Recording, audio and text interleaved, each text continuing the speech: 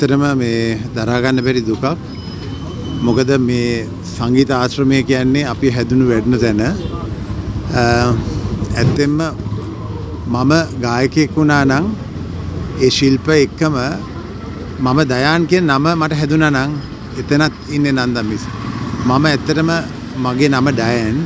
හැබැයි මං කොළඹට එනකොට මොකද මම සිංහල බෞද්ධයෙක් හැටියට මට ගොඩක් අය ඩයන් කියනකොට කවුරුත් විශ්වාස කරේ නැහැ මම සිංහල බෞද්ධයෙක් කියලා. ඉතින් ඒ නිසා මම මගේ නම දයන් කියන එක කොළඹ අයට හැඳුන්වුවේ දයන් කියලා.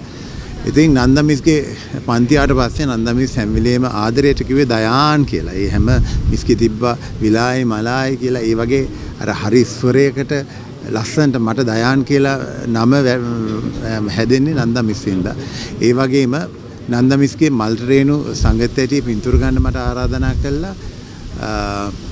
මට ආරාධනාවක් කරන 99 දී ඇයි දයන් ගීතයක් කරන්නේ නැති කියලා. ඊට පස්සේ ඒ ගීතයක් කරන්න කියලා නන්දා මිස් තමයි උනන්දු වෙලා රෝහණයට කතා කළා. ඊට පස්සේ සුනිල් සර්ට කියලා සින්දුවක් කියලා වැටෙන් එහා ගීතේ බිහි වෙන්නේ නන්දා මිස් හින්දා. ඇත්තට මගේ ජීවිතේ යෝධ සෙවණල් ලක්ෂ සහ මම අද යම් තැනක ඉන්නවා නම් ඒකෙන් සෑහෙන ප්‍රමාණයක් නන්දා මිස්ට මන් ණය ගැති. සහ මේ නන්දා මිස්ගේ දුවලා දෙන්නගේම විවාහ මංගල උත්සව ඡායාරූප ගත්තේ මට පුතේ කියලා කතා කරේ. ඉතින් මට ඇත්තටම දැන් මේ වෙලාවේ කියා ගන්න ගොඩාක් දේවල් තියෙනවා. ඒ මధుර ස්වරයේ අසම සමය මං හිතන්නේ මේ ලෝකේ කාටවත් ඒ හඬ තියෙනවා කියලා. මොකද අපිට දැන් ಭಾರತයේ ගත්තම ලතා මංගেশකර් ගත්තාම ඇයට සමීප හඬවල් ගොඩක් තියෙනවා. ඒක කවුරුත් දන්නවා.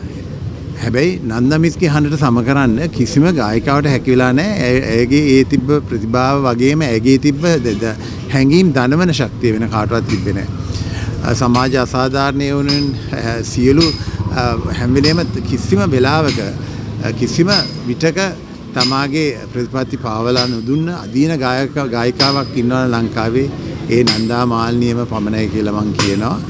තවයි ඉන්න පුළුවන් සමා වෙන්න. හැබැයි ඒ අතර ප්‍රමුඛත්වය ගන්නේ නන්දා මාල්නි කියලා මං කියනවා. ඉතින් ඇත්තටම මිස් නැති මේ ගෙදරට ආවම මට දුක දරා ගන්න බෑ. හැබැයි ඉතින් අපි ලෝක ස්වභාවයන්ට මුහුණ දිය යුතුයි. ඇය තව කාලයක් ජීවත් වුණා නම් මං හිතන්නේ ඇයට තිබ්බ රෝගී තත්ත්වෙත් එක්ක එයාට බොහොම අසීරු වෙනවා. ඉතින් මං හිතනවා මේ අවස්ථාවේ ඇගේ නික්ම යාම ගොඩාක් ශෝකකුල වුණත් ඒක අපේ හිත හදාගෙන ඇයට නිවෙනේ දරට වැඩි ඈතක නොවේවා කියලා ප්‍රාර්ථනා කරමින් ඒ වගේම මම වාසනාවන්ත වෙනවා නන්දා මිස්ම මට ඉල්ලීමක් මට කිව්වා මං ගායකයෙක් වෙන්න කාලේ දයන් අපිත් මොන හරි කරමු කියලා මේ තරම් විශාල අහසක් කියන ගීතය මට ගායනා කරන්න ඇගේ ආරාධනාවෙන් තමයි මට ලැබෙන්නේ. ඉතින් මං හිතනවා මං හරිම වාසනාවන්තයි. ඇගේ ගෝලයක් හැටියට සත්‍ය ගීතයේ ගායන වුණුන්දරටත් මට සම්බන්ධ වෙන්න වුණා 80 ගණන් වල. ඉතින් එහෙම හිටියේ මම මේ පවුලේ අය සියලු දෙනාම ඉතාම ලෙන්ගතුව දන්නවා. ඉතින් ඇත්තටම මට මගේ අම්මා නැතු වුණා හා සමාන දුකක් මේ වෙලාවේ තියෙන. ඇයට නිවනේ දොට වැඩි ඈතක නොවේවා කියලා මම ප්‍රාර්ථනා කරනවා. ඒ හඬ සදා කල්හි අප හදවත රැඳේවි කියන එක විශ්වාසය තියෙන. කවුරු මොනා කිව්වත් කවුරු අපහාත කරත් ඇගේ හඬට ගහන්න හඬක් මේ ලෝකේ නෑ. ඉතින් හරිම දුකයි මේ අවස්ථාව. අපි වෙන මොනා කියන්නද? මම දයන් විතාරයි.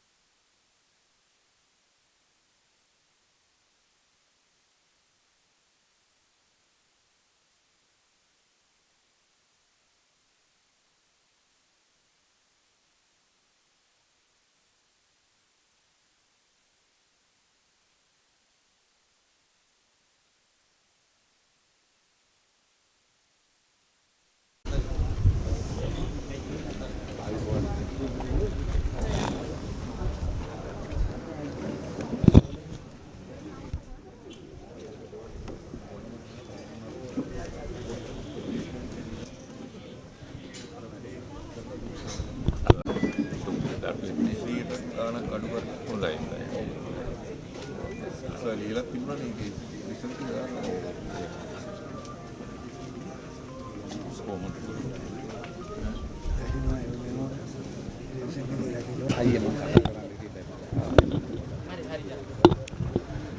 ඇත්තටම මම විතරක් නෙවෙයි මුළු මහත් ජාතියම ශෝක වන අවස්ථාවක් තමයි විශාරද නන්දාමාලිනී මහත්මියගේ මේ අභාවය.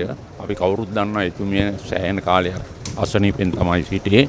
නමුත් මේ රටේ සාහිත්‍යයට කලාවට ජාතික සමාජ සේවයට ඉතාමත්ම ඉහළම විශිෂ්ට සේවාවක් කර කලාකාරණයක් වගේම සැබෑ මානවවාදී ගුණ තිබෙන ගායිකාවක්.